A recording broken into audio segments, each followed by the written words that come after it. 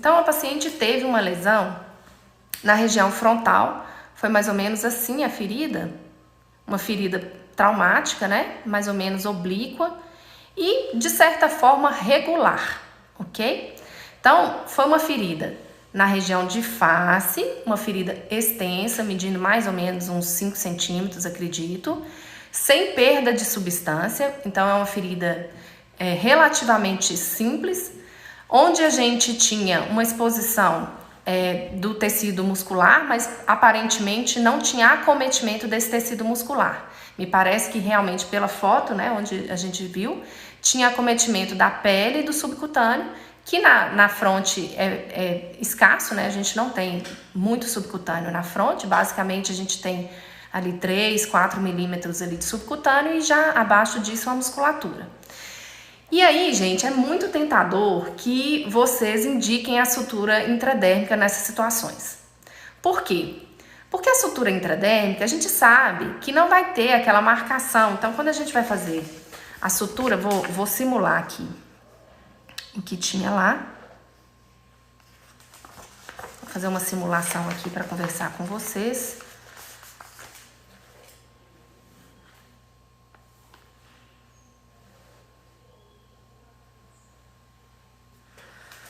Então, basicamente, o que tinha lá era isso aqui, ó, né? Simulando aqui como se fosse as sobrancelhas, a ferida. E aí uma discreta irregularidade de bordas, mas nada que demandasse um procedimento mais específico, por exemplo, de um especialista, não. Só que aí, gente, a gente fica muito tentado a responder que esse tipo de ferida deve ser melhor tratado com a sutura intradérmica. Por quê? Olha só, é região de face, é uma sutura de certa forma regular, tinha pouquíssima irregularidade de bordas. Com certeza, era uma mulher, com certeza, preocupada do ponto de vista estético com o resultado final dessa ferida. E aí a gente fica muito tentado realmente a responder que a melhor sutura, nesse caso, que a melhor indicação é o intradérmico. Então, quais são as considerações em relação a isso?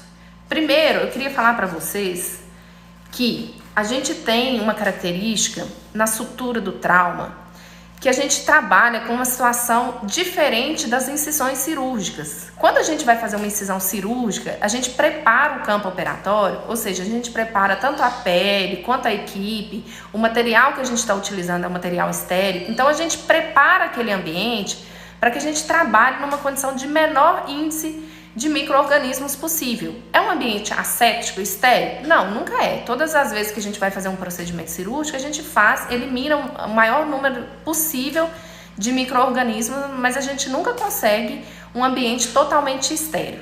Só que qual que é a grande questão? Quando você tem uma ferida até semelhante, pode ser que seja uma ferida até bem regular, semelhante àquela produzida por um bisturi, uma lâmina de bisturi. Mas quando você tem uma lesão por trauma, você tem uma lesão que está ocorrendo fora desse ambiente considerado como ambiente ideal. Então, normalmente o material que provocou aquele trauma é um material que está, no mínimo, sujo. Pode não estar contaminado, com uma sujidade importante, mas ele é considerado um material contaminado do ponto de vista de esterilização. E aí você também tem as características da pele, que naquele momento não estava preparada para receber uma incisão, né? Então não foi uma pele que teve um preparo com antisséptico, com as soluções antissépticas. Então, gente, o que pode acontecer nessa situação? Quando a gente tem toda ferida que a gente provoca por trauma ou por incisão cirúrgica, a gente tem um risco de infecção no pós-operatório, né? Todas elas, tá? Não é porque foi produzida cirurgicamente também que você não tenha risco de infecção no pós-operatório. Porém, quando você trabalha nesse ambiente fora do ideal, quando essas lesões elas são produzidas por trauma em ambientes descontrolados do ponto de vista de esterilização, você tem um maior risco de infecção dessas feridas. Não significa que essas feridas já sejam infectadas a princípio. Pode ser que essas feridas sejam potencialmente contaminadas ou infectadas. Limpas, elas nunca vão ser. Igual é considerado, por exemplo, uma biópsia cutânea de uma lesão não infectada, a gente considera ali um procedimento limpo. Agora, a ferida no trauma, ela é no mínimo potencialmente contaminada, né? Mas o problema todo é que a partir daí você tem um risco maior de infecção no pós-operatório.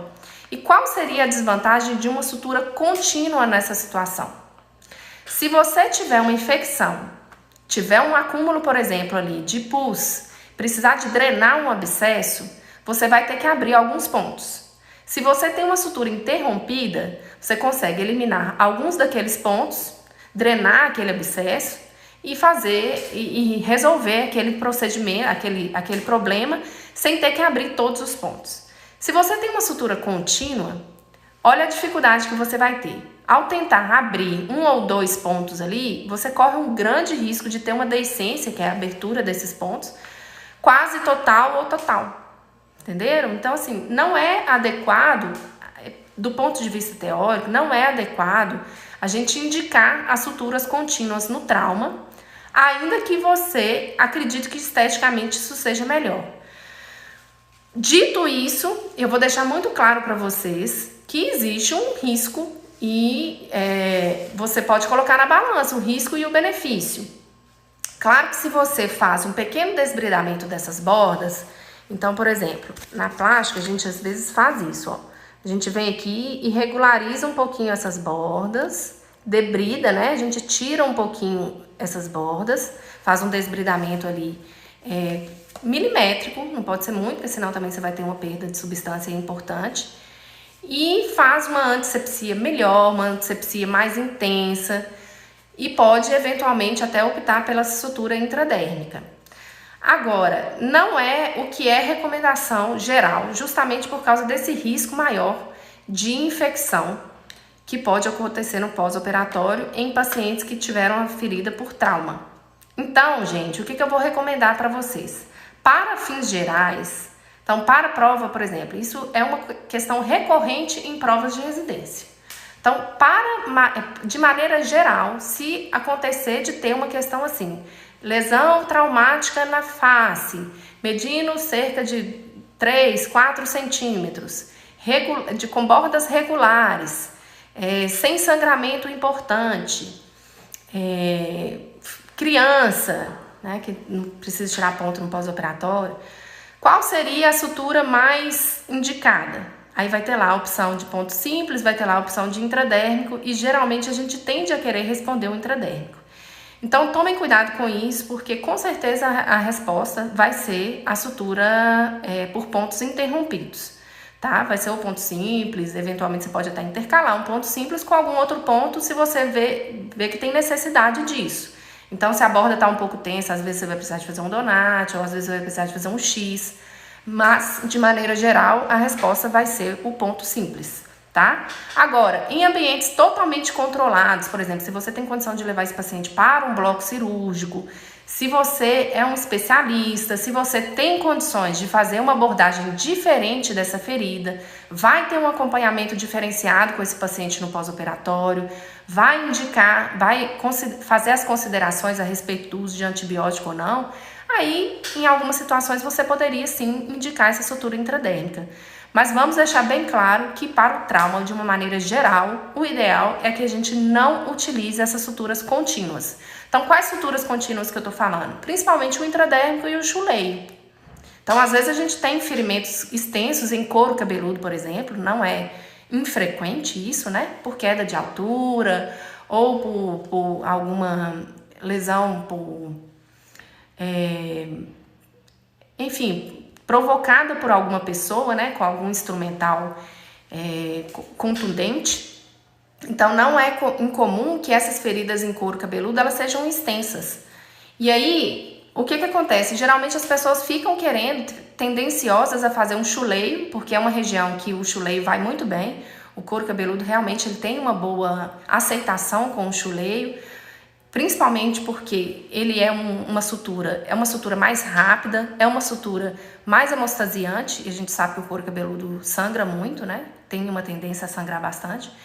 Mas para o trauma, a gente tem essas considerações. Então, gente, o chuleio, por exemplo, para o couro cabeludo, ele é excelente, é uma excelente sutura, um tipo de sutura excelente para o couro cabeludo. A gente utiliza em várias situações, tanto assim na cirurgia plástica quanto na neurocirurgia, é um tipo de sutura muito utilizado. Agora, o problema é que a gente realmente, no trauma, a gente deve evitar. Então, se vocês puderem utilizar o ponto simples ou intercalar esse ponto simples com um X, se vocês perceberem essa necessidade, eventualmente até um donate, aí com certeza isso vai ser melhor.